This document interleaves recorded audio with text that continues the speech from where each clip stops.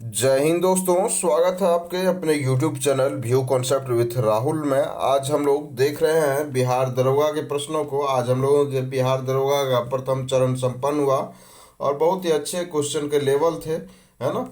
Question का level जो है बिहार दरोगा का थोड़ा बीपीएससी की ओर मूव कर रहा है। धीरे धीरे कैंडिडेट की संख्या दिन बर दिन बढ़ रही है, कंपटीशन बढ़ रहा है।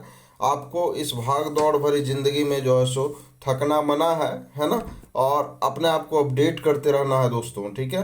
अपडेट करेंगे तभी आप किसी भी एग्जाम को फाइट करेंगे या फिर उसमें रिजल्ट लेकर के आएंगे, है ना। और आज हम लोग जो वीडियो को देखने के लिए जा रहे हैं वह जो है सो 18 जनवरी के सेकेंड शिफ्ट में आए हुए पेपर को देखेंगे हम लोग। यदि आपका पेपर हो चुका है और 18 जनवरी के सेकेंड शिफ्ट में था तो भी आप इस वीडियो को देख सकते हैं।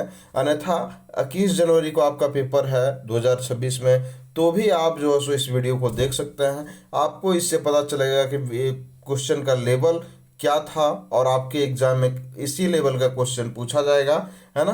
तो आप इसके सिमिलर क्वेश्चन को भी, आप पैरेलल क्वेश्चन को भी आप तैयार कर सकते हैं, ठीक है। तो चलिए आज हम लोग देखेंगे 100% सही क्वेश्चन और आंसर के साथ जो है सो बिहार दरोगा के सेकेंड शिफ्ट में आए हुए प्रश्नों को। तो पहला प्रश्न है दोस्तों कि ऑस्ट्रेलियाई ओपन 2025 का पुरुष एकल खिताब किसने जीता है। तो इसका सही उत्तर हो जाएगा यानिक सिनर। जैनिक सिनर इसका होना चाहिए दोस्तों, एनिक लिखा गया है, पीडीएफ मिस्टेक है। तो यह जैनिक सिनर होना चाहिए था। जैनिक सिनर ने अलेक्जेंडर जेवरोव को हरा करके जो है सो जीता है यह जो है सो ऑस्ट्रेलियाई ओपन 2025 खिताब को, ठीक है। और इसके बाद हम लोग देखने वाले हैं आगे इसके बारे में। तो इन्होंने इटली के टेनिस खिलाड़ी जो है जैनिक सिनर हैं, ठीक है। और उप विजेता जो है सो स्पेनिश खिलाड़ी जो है सो कार्लोस अल्कराज को हराया है ना। और इन्होंने जो है सो ऑस्ट्रेलियाई ओपन 2025 में महिला एकल में देखेंगे दोस्तों तो इसकी जो है सो अमेरिका के मेडिसन कीच ने जो है सो यह खिताब अपने नाम किया है। और उन्होंने बेलारूस की जो है सो आर्याना सवालेंका को हरा करके इन्होंने यह खिताब ऑस्ट्रेलियन ओपन 2025 अपने नाम किया है। हो सकता है इसमें पुरुष पूछा गया है, आप में जो है सो महिला पूछा जाए तो इसका हम लोग सही उत्तर देखेंगे। तो इसका सही उत्तर हो जाएगा यानी सीनर, ऑप्शन नंबर सी इसका सही उत्तर हो जाएगा। अगले प्रश्न पे चलेंगे हम लोग। तो अगला प्रश्न है हम लोगों का कि वर्तमान में नाटो में कितने सदस्य देश हैं, है ना। तो इसको हम लोग देखने का प्रयास करते हैं। तो इसमें से है कि वर्तमान में नाटो में जो है सो 32 सदस्य देश हैं, जिसमें से स्वीडन जो है सो मार्च 2024 में शामिल होने वाला सबसे जो है सो नवीनतम सदस्य है। उत्तरी अटलांटिक संगठन जिसका के नाम है नाटो, है ना, का स्थापना 4 अप्रैल 1949 ईस्वी को वाशिंगटन अमेरिका में होता है 12 संस्थापक सदस्यों के साथ, ठीक है। यह एक अंतर सरकारी सैन्य संगठन है। इसका मुख्यालय बेल्जियम की राजधानी ब्रुसेल्स में है, ठीक है। इस बात को हम लोग याद रखेंगे। यह था हमारा वर्तमान में नाटो के सदस्य देश कितने हैं। तो 32 हैं, ऑप्शन नंबर सी इसका सही उत्तर हो जाएगा। अगले प्रश्न पे चलेंगे। तो अगला प्रश्न है हमारा कि अंतर्राष्ट्रीय शांति दिवस कब मनाया जाता है। तो इसका सही उत्तर है 21 सितंबर को, है ना, अंतर्राष्ट्रीय शांति दिवस मनाया जाता है। तो अंतर्राष्ट्रीय शांति दिवस 2025 जो है सो मनाया गया 21 सितंबर को। इसका थीम है शांतिपूर्ण दुनिया के लिए अभी कदम उठाएं, act now for a peaceful world, है ना। और अन्य विकल्प हैं जैसे 24 अक्टूबर को संयुक्त राष्ट्र दिवस मनाया जाता है, 10 दिसंबर को मानवाधिकार दिवस मनाया जाता है, 2 अक्टूबर को महात्मा गांधी की जयंती पर जो है सो अंतर्राष्ट्रीय अहिंसा दिवस भी मनाया जाता है। तो साथ में हम लोग एक्स्ट्रा फैक्ट को भी देखते जाएंगे, हो ना हो आपका प्रश्न इसी में से पूछ दिया जाए। अगला प्रश्न है दोस्तों कि बिहार किसान सभा की स्थापना किसके द्वारा की गई थी। तो इसका सही उत्तर है Swami Sahajanand Saraswati, option number B इसका सही उत्तर हो जाएगा।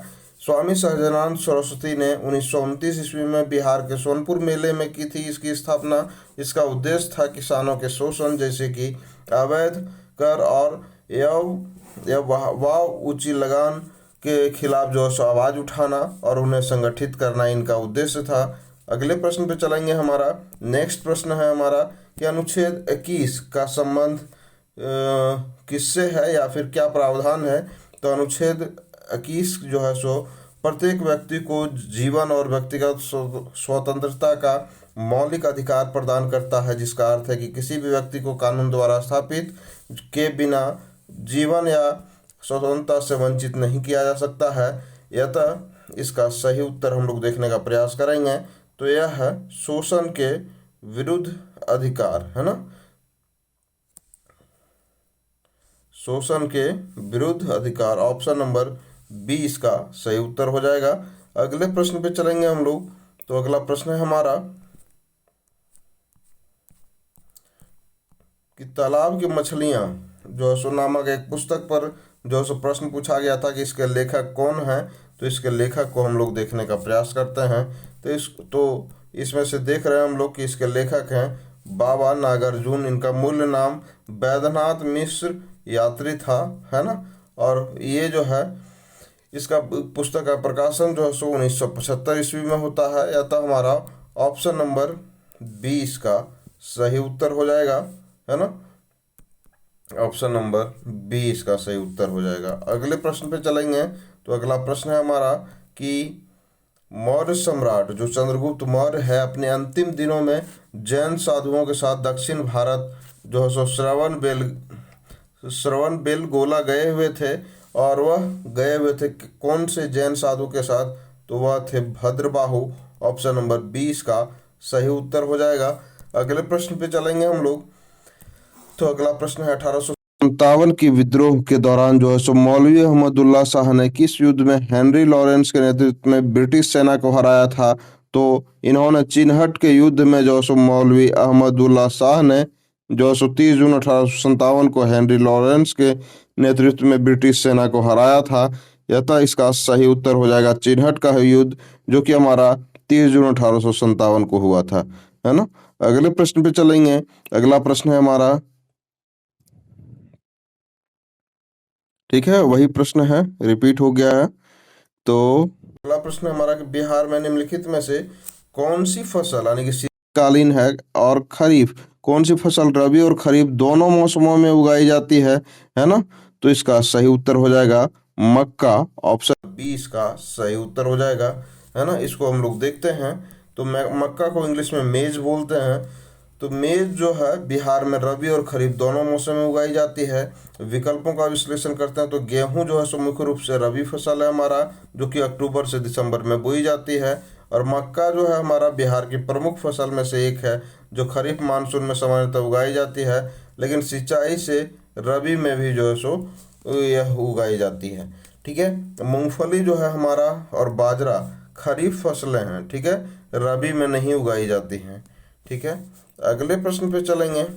तो नेक्स्ट है हमारा कि हम लोग उसमें से देख लेंगे, है ना। लास्ट में यह प्रश्न है ना, उसमें पूछा गया था और उसमें से क्रम बताना था। उसमें दिया हुआ था कि बोस्टन टी पार्टी, स्वतंत्रता का घोषणा पत्र, पेरिस की संधि और संविधान का निर्माण, बस इतना ही दिया हुआ था, उसको अरेंज करना था। ठीक है, तो उसमें से प्रश्न दिया हुआ था। तो उसमें से हम लोग जानते हैं बोस्टन टी पार्टी जो है हमारा 16 दिसंबर 1773 ईस्वी में, यह अमेरिकी क्रांति का एक प्रमुख प्रेरक घटना थी और उपनिवेशवादियों ने बिना प्रतिनिधित्व के कोई कर नहीं के विरुद्ध में जो है चाय के बक्सों में समुद्र में फेंक दिया था। ठीक है, नो टैक्सेशन विदाउट रिप्रेजेंटेशन इसका नारा था, है ना। और इसमें से हम लोग देखने का प्रयास करेंगे। तो इसमें से हम लोग देखते हैं। तो अगला है हमारा जो है स्वतंत्रता का घोषणा पत्र, यह 4 जुलाई 1776 को आया था, है ना। थॉमस जेफरसन द्वारा जो है सो तैयार किए गए इस पत्र के माध्यम से 13 अमेरिकी उपनिवेशों ने आधिकारिक तौर पर ग्रेट ब्रिटेन से अलग होने की घोषणा की थी। अगला है कि पेरिस संधि, जो कि 1783 ईस्वी में होता है। तो इस संधि के साथ अमेरिकी स्वतंत्रता संग्राम का अनौपचारिक अंत हुआ और जो है सो ब्रिटेन ने संयुक्त राष्ट्र अमेरिका में जो है सो एक स्वतंत्र राष्ट्र को रूप में मान्यता दिया है। और उसके बाद संविधान का निर्माण जो उसकी 1787 में होता है। तो फिलाडेल्फिया सम्मेलन में अमेरिका का मसौदा तैयार किया गया, जिसे 1788 ईस्वी में अनुसमर्थित किया गया और 1789 ईस्वी में लागू किया गया। ठीक है, तो हम लोग चलते हैं सबसे अंतिम प्रश्न में और उसको हम लोग सुमेलित करते हैं। तो इसमें से क्वेश्चन इस प्रकार से था, बोस्टन टी पार्टी है, स्वतंत्रता का घोषणा पत्र, पेरिस की संधि और अमेरिका का संविधान निर्माण। तो इसको हमको सुमेलित करना था। तो अभी हम लोग देखे बोस्टन का टी पार्टी जो सो 1773 ईस्वी में हुआ था। स्वतंत्रता का घोषणा पत्र जो है सो 1776 ईस्वी में हुआ था।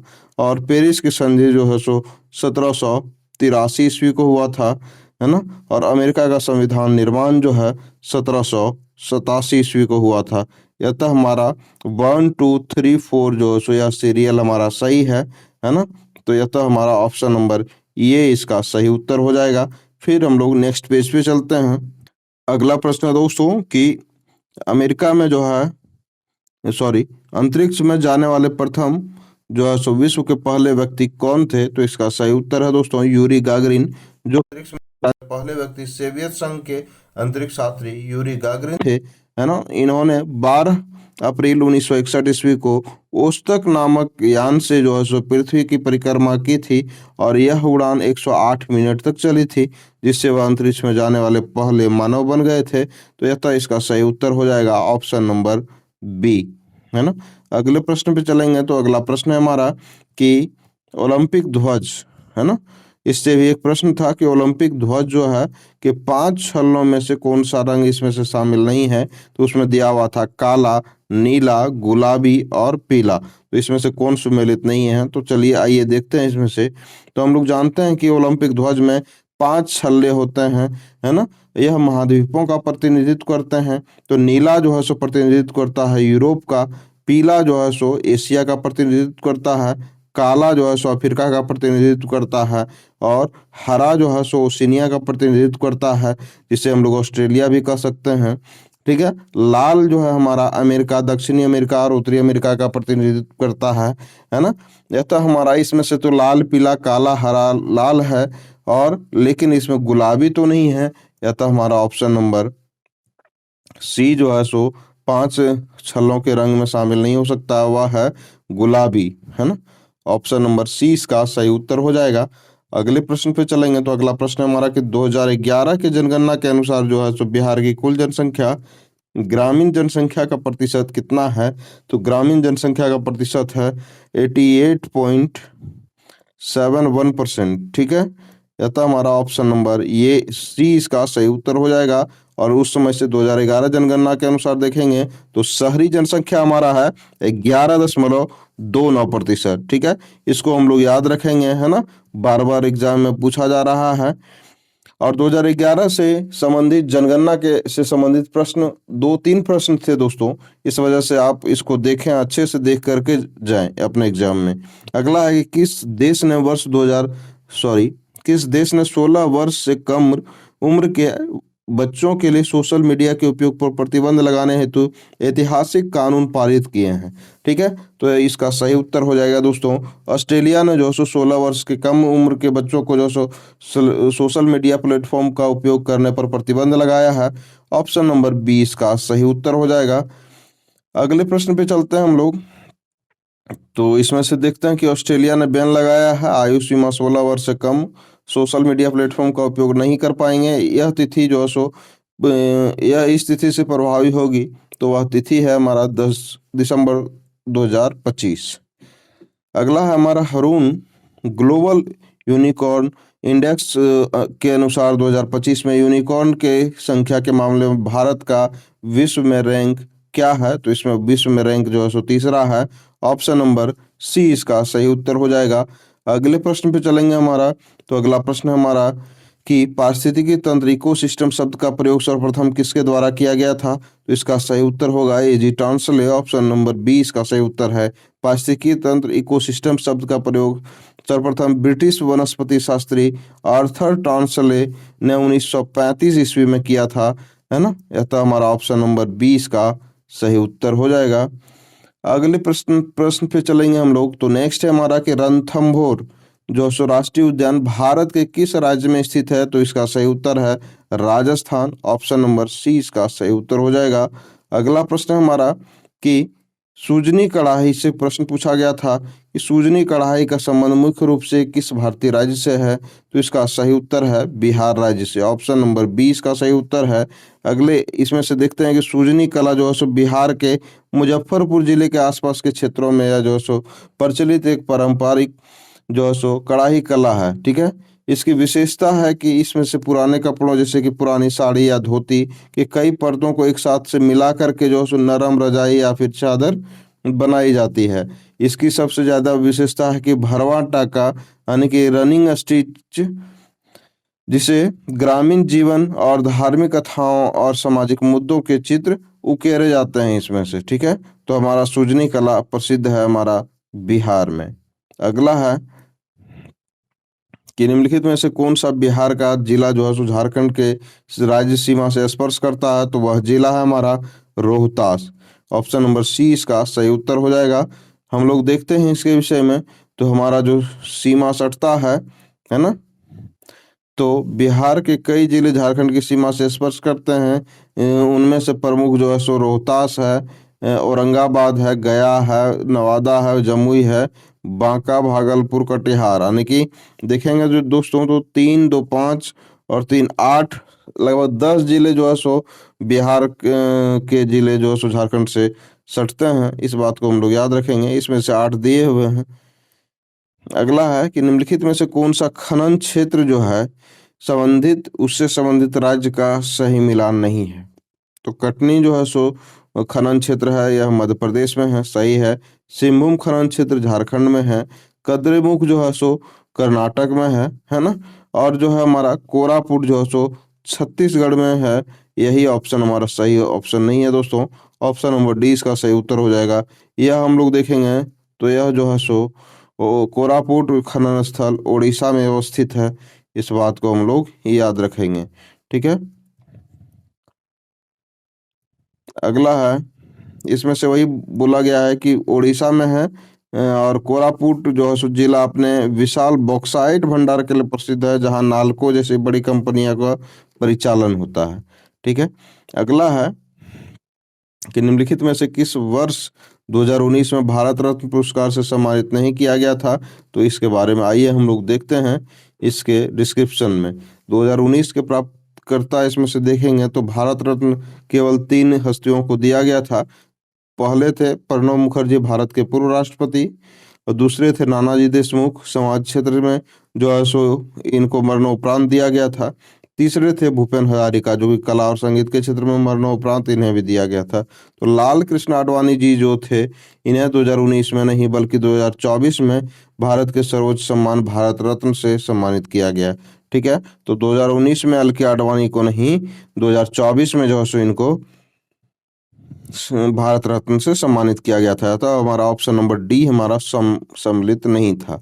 अगला प्रश्न है हमारा, तो इसमें से नोबेल पुरस्कार से प्रश्न पूछे गए थे दोस्तों, जिसमें से कि पूछा गया था कि जैसे आपको पूछा गया कि रसायन के कौन से व्यक्ति जो रसायन के नोबेल पुरस्कार 2025 इन्हें नहीं मिला है, उसके टिक करना था।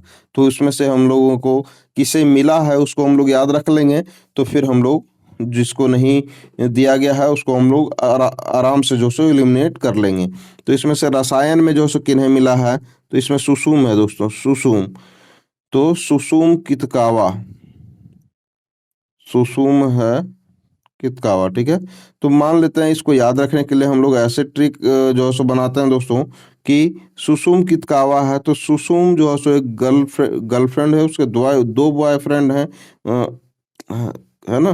तो इसको हम लोग पहले जो है सो रिचर्ड हैं, दूसरे उमर है। ठीक है, तो यह जो है सो सुसुम के 2 गर्लफ्रेंड हैं और उनकी केमिस्ट्री 3 लोगों से चलती है।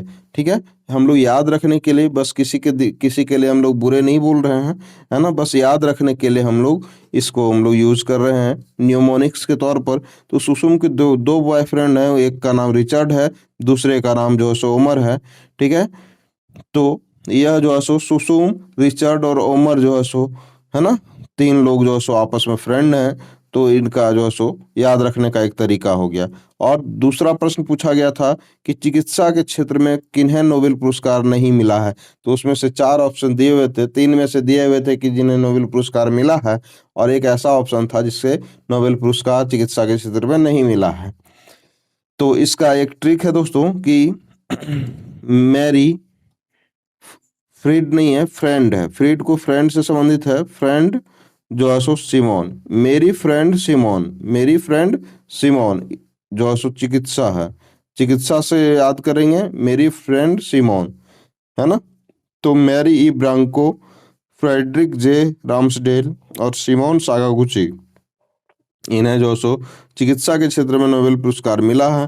तो यह दोनों ही प्रश्न हमारा जो है सो आज के 18 जनवरी के सेकंड शिफ्ट में पूछा गया प्रश्न था, तो इसको हम लोग देख चुके हैं। अगला है कि कौन सी रचना जो है सो कालिदास के द्वारा नहीं लिखी गई थी, तो कुमार संभवम तो कालिदास की है, मालविका अग्निमित्रम कालिदास की है, मृच्छकटिकम कालिदास के द्वारा लिखित रचना नहीं है, अभिज्ञान कुशलतम कालिदास की रचना है।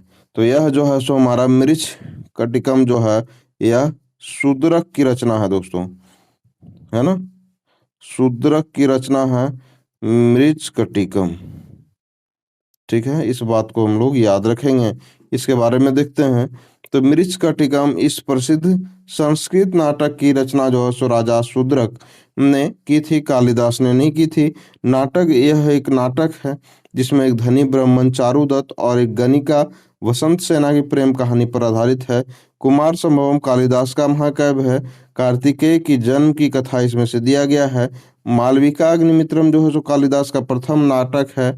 अग्निमित्र और मालविका की प्रेम कथा है ना। अभिज्ञान कुशलतम में जो है सो कालिदास का प्रसिद्ध नाटक है जिसमें से शकुंतला और दुष्यंत की कथा है। ठीक है, इतना हम लोग एक्स्ट्रा फैक्ट को देख चुके हैं।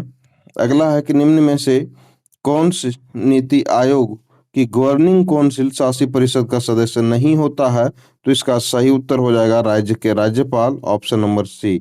आइए इसके डिस्क्रिप्शन में देखते हैं हम लोग क्या लिखा हुआ है, तो इसका डिस्क्रिप्शन नहीं दिया हुआ।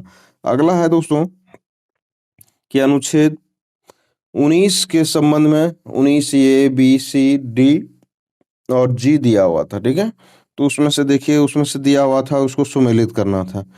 तो इसमें से हम लोग देखते हैं इसमें से क्या दिया हुआ है हमारा। तो 19 ये का संबंध जो है सो वाक शक्ति से था, है ना। 19 बी का संबंध जो है सो बिना हथियारों के शांतिपूर्ण सभा करने से है। सी का संबंध जो है सो संगठन या सहकारी समिति बनाने से है। 19D का संबंध जो है सो किससे है, भारत के संपूर्ण क्षेत्र कहीं आवाज संचरण या घूमने का अधिकार से है ना। रात के 12 बजे अभी रिकॉर्ड किया जा रहा है यह आपका दोस्तों प्रश्न, है ना। यह लोगों के सोने का समय होता है लेकिन हमारा जागने का समय है ना। आइए आपको समय थोड़ा सा दिखाते हैं। देखिए आपका 12:30 बज रहा है अभी, है ना। लेकिन क्या किया जाए, आप लोगों के लिए करना पड़ता है, नहीं करेंगे तो आपको समय सब कुछ नहीं मिल पाएगा, है ना। खैर कोई बात नहीं, हम कष्ट करेंगे, फायदा कम से कम सभी को होगा, तो हम कष्ट कर लेंगे। तो चलिए देखते हैं।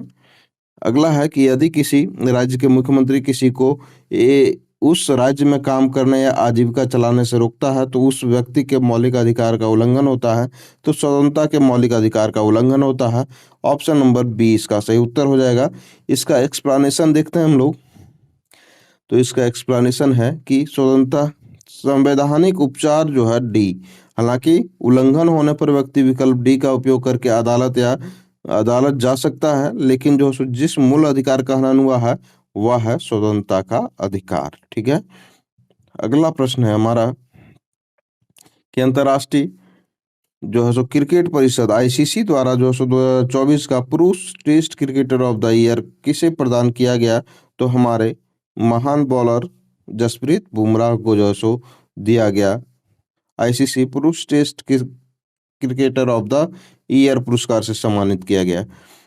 अगला है कि कैगा परमाणु ऊर्जा संयंत्र जो है भारत के किस राज्य में स्थित है, तो वह है कर्नाटक राज्य में स्थित। ऑप्शन नंबर डी इसका सही उत्तर हो जाएगा। अगला है इसमें से है कि राज्य के उत्तर कन्नड़ जिले में काली नदी के किनारे जो है सो स्थित है। इसका संचालन nuclear power corporation of India NPCIL के द्वारा किया जाता है। अगला है कि देख चुके थे। इसमें से है कि 2011 की जनगणना के अनुसार भारत के किस राज्य का जनसंख्या घनत्व सबसे कम है? तो इसका सही उत्तर हो जाएगा Arunachal Pradesh, option number C. इसमें से 1 किलोमीटर में मात्र 17 व्यक्ति जो है सो निवास करते हैं। ठीक है, 1 किलोमीटर यानी कि 1 किलोमीटर लंबाई, 1 किलोमीटर चौड़ाई में मात्र 17 व्यक्ति जो है सो निवास करते हैं। यह जो है सो जनसंख्या घनत्व 2011 की जनगणना के अनुसार है और अरुणाचल प्रदेश इसका सही उत्तर है। महाकवि महाकवि कालिदास का नाम जो है सो किस प्राचीन अभिलेख में विशेष रूप से मिलता है? तो इसका सही उत्तर हो जाएगा ऐहोल अभिलेख, ऑप्शन नंबर बी इसका सही उत्तर होगा। ऐहोल अभिलेख या शिलालेख जो है 1434 ईस्वी और कर्नाटक के ऐहोल में स्थित है। यह जो सो चालुक्य राजा पुलकेशिन द्वितीय का विजयों का वर्णन करता है। इस लेखक की जो सो रचना रवि कृति ने की थी, है ना। प्रयाग प्रशस्ति के बारे में समुद्रगुप्त की उपलब्धियों का वर्णन करता है प्रयाग प्रशस्ति, इसके लेखक हैं हरिसेन। अगला है कि जूनागढ़ अभिलेख जो कि रुद्र दामन से संबंधित है और जो सुदर्शन झील की मरम्मत का उल्लेख जो है इसमें है जूनागढ़ अभिलेख में। महारौली स्तंभ में दिल्ली में स्थित है और चंद्रगुप्त द्वितीय विक्रमादित्य से जोड़ा जाता है, जिनके दरबार में नवरत्नों में कालिदास शामिल थे। ठीक है, अगला प्रश्न है हमारा कि आर्य समाज की स्थापना कब और किसके द्वारा की गई थी? तो इसका सही उत्तर हो जाएगा 1875 ईस्वी में स्वामी दयानंद सरस्वती जी के द्वारा आर्य समाज की स्थापना की गई थी। और जो सो 10 अप्रैल 1875 को बम्बई के, अब जो सो मुंबई हो गया है ना, में जो सो आर्य समाज की स्थापना की गई थी। और दयानंद सरस्वती ने ही नारा दिया था कि वेदों की ओर लौटो। ठीक है, अगला है कि वर्तमान में जनवरी 2026 में जो है सो बिहार विधानसभा के स्पीकर कौन है? तो इसका सही उत्तर होगा प्रेम कुमार, डॉक्टर प्रेम कुमार। भारतीय जनता पार्टी के जो सो वरिष्ठ नेता हैं डॉक्टर प्रेम कुमार। 2 दिसंबर 2025 को सर्वसम्मति से 18वीं बिहार विधानसभा में अध्यक्ष इन्हें चुना गया।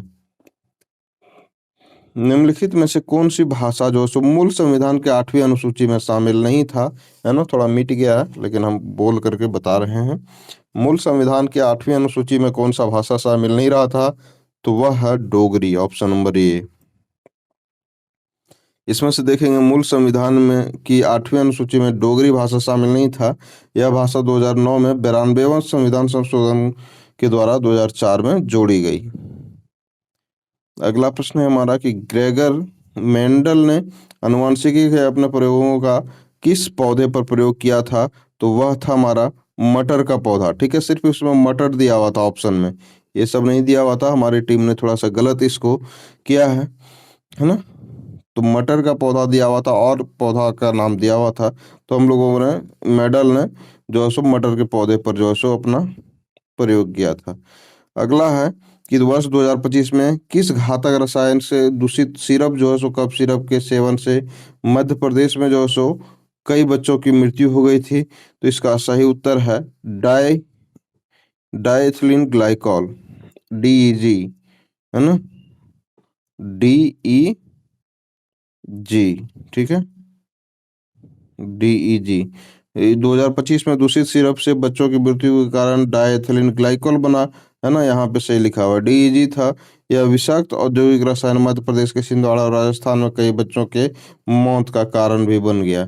ठीक है, अगला है कि परमवीर चक्र जो है सो प्राप्त करने वाले पहले जो है सो सैन्य अधिकारी कौन थे? तो वह थे मेजर सोमनाथ शर्मा, है ना। परमवीर चक्र प्राप्त करने वाले पहले जो है सो सैन्य अधिकारी मेजर सोमनाथ शर्मा थे और जिन्होंने 1947 से 48 के भारत पाक युद्ध में श्रीनगर हवाई अड्डे की रक्षा करते हुए आदम साहस दिखाने के लिए 1950 ईस्वी में मरणोपरांत यह सम्मान प्रदान किया था। नेक्स्ट है हमारा मुनक्का मनक्का मलाई, है ना, मनक्का मलाई और नहीं था उसमें से। ठीक है, तो मनक्का मलाई जो कि जीआई टैग मिला हुआ है, वह जो है मुख्य रूप से किस राज्य से संबंधित है? तो इसका सही उत्तर है तमिलनाडु, ऑप्शन नंबर डी इसका सही उत्तर है ना। अगला था दोस्तों, इसमें से दिया हुआ कि निम्नलिखित साहित्यकारों का उनसे संबंधित भाषाओं का सही मिलान करना था। तो इसमें से ऐसे दिया हुआ था, ठीक है। तो इसका हम लोग डिस्क्रिप्शन ही देखते हैं, फिर हम लोग आते हैं इधर।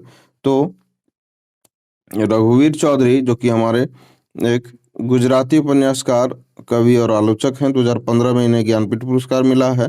दामोदर मोजो एक कोंकणी के लेखक हैं, 57वें ज्ञानपीठ पुरस्कार 2021 से सम्मानित किए गए हैं। अमिताभ घोष जो कि अंग्रेजी के जो है प्रख्यात विद्वान लेखक हैं, है ना, इन्हें ज्ञानपीठ पुरस्कार 2018 में मिला, ठीक है। अगला प्रश्न है हमारा, अगला है हमारा कि कृष्ण सोबती जो कि हिंदी के साहित्य के प्रमुख हस्ती थी, 2017 में जो है सो भारतीय साहित्य में योगदान के लिए ज्ञानपीठ पुरस्कार मिला। या तो इसमें से सुमेलित करना है तो हम लोग सुमेलित कर ही लेंगे, ठीक है। तो इसमें से रघुवीर चौधरी, तो यह जो है सो गुजराती कवि थे, लेखक थे। दामोदर मोजो कोंकणी के थे। अमिताभ घोष अंग्रेजी के थे, ठीक है। और कृष्ण सोबती हिंदी के थे। तो इस तरह से हमको सुमेलित करना था, तो उसमें से सुमेलित करके हम लोग आंसर लिख सकते थे। नेक्स्ट है हमारा, और यह है अंतिम प्रश्न जो कि हमारा हम लोग कर चुके हैं। तो वीडियो हमारा यहीं पे समाप्त होता है ना। हमारे वीडियो को देखने के लिए, हमारे चैनल से जुड़ने के लिए आपका तहे दिल से धन्यवाद। और आप किसी भी तरह का यदि आपको टॉपिक चाहिए या फिर किसी भी चीज़ का प्रैक्टिस सेट चाहिए तो आप हमारे कमेंट बॉक्स और टेलीग्राम चैनल में सादर आमंत्रित हैं। आप वहां जाकर के कमेंट कर सकते हैं। हम आपके सुझाव को जल्द संज्ञान में लेंगे और आपके कहे अनुसार उस टॉपिक पे वीडियो जल्द ही लाने का प्रयास करेंगे। और यदि आप हमें हमारे वीडियो के नोटिफिकेशन जल्द प्राप्त करना चाहते हैं तो हमारे चैनल को सब्सक्राइब करें और बेल आइकन को प्रेस करें। यदि आपको वीडियो अच्छा लगता है हमारा, तो हमारे परिश्रम को थोड़ा सा, हमारे हौसला अफजाई को कर सकते हैं। कमेंट बॉक्स में आप अपना कमेंट, अच्छा सा कमेंट दे करके, है ना। आपका तहे दिल से धन्यवाद। आपका दिन शुभ हो।